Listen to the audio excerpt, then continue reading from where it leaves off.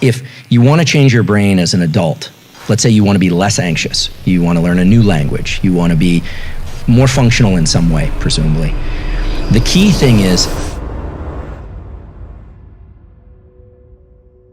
the nervous system is designed to orchestrate all the processes in the body, not just thinking and not just behavior. And really can be divided into 5 things. So there's sensation, and sensation is really bound or restricted by the receptors in the body. So receptors in the eye that perceive photons, light energy, receptors in the skin that perceive pressure, touch receptors, smell, taste, hearing, etc.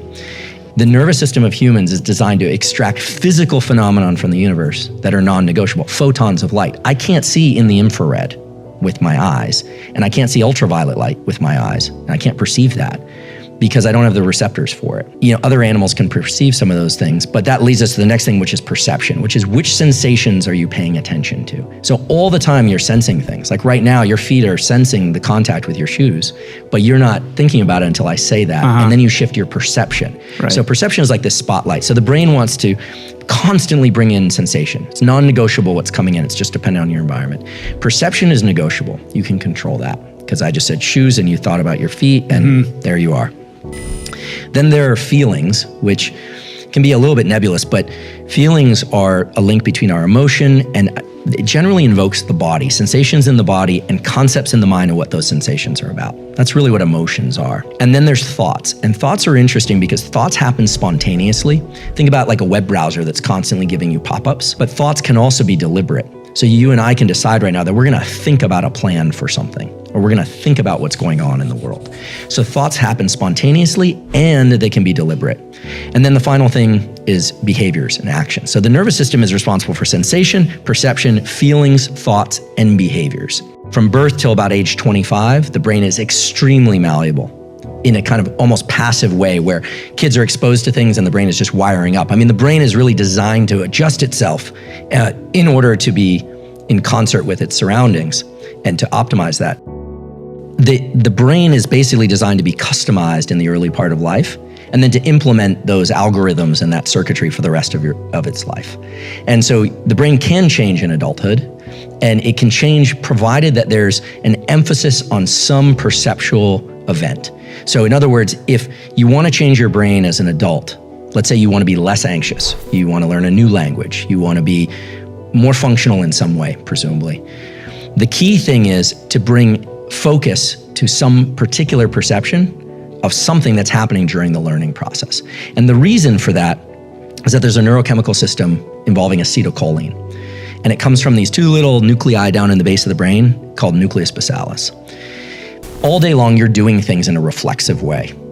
But when you do something and you think about it very intensely, acetylcholine is released from basalis at the precise neurons that were involved in that behavior, and it marks those for change during sleep or during deep rest later. So for people that want to change their brain, the power of focus is really the entry point, and the ability to access deep rest and sleep.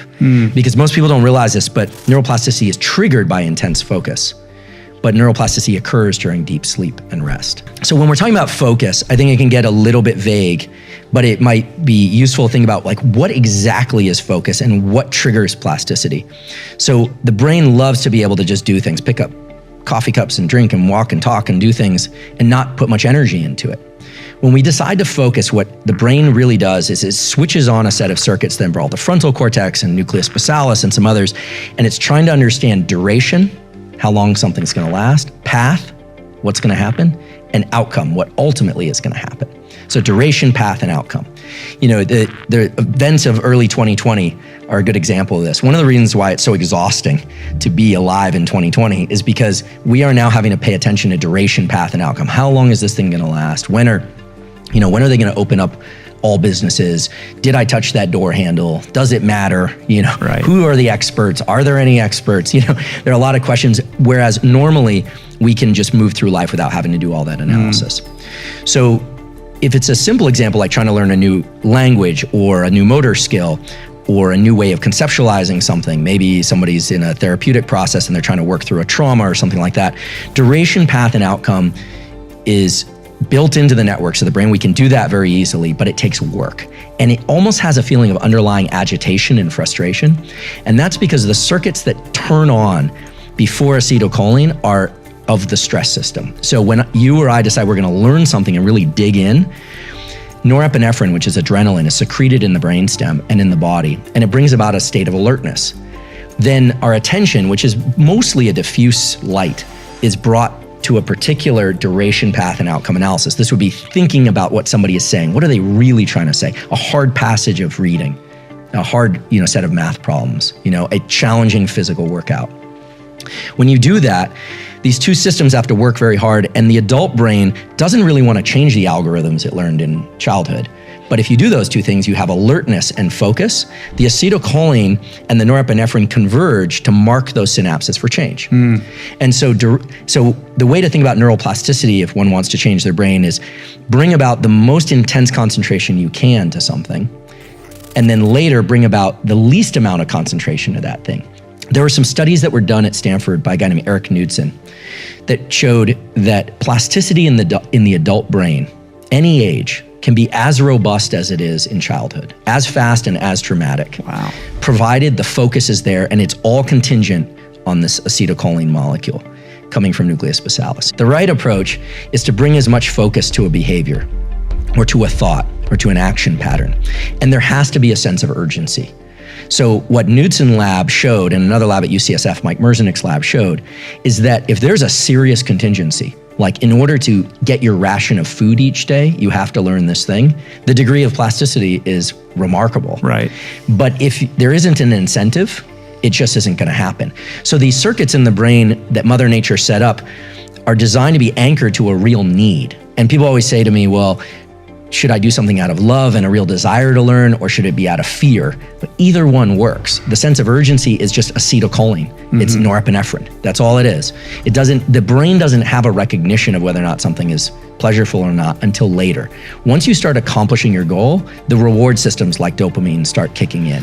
But I think if people are interested in modifying their brain for the better, at least some, top contour understanding of how urgency and focus must converge for that to happen can be useful, because I think there's a lot of attention paid to whether or not something feels like flow, or whether or not it's what I call highly desirable states, or whether or not you can eat a plant out of the ground that will magically put your brain into a state of plasticity. And the answer is yes, such plants exist, but what's missing is the focus component. If that work is not done with a particular end goal in mind, you'll get plasticity, but you'll get plasticity in a kind of across the board. It's like learning a little bit of 9 languages all at once is not going to make you speak coherently in any one of them.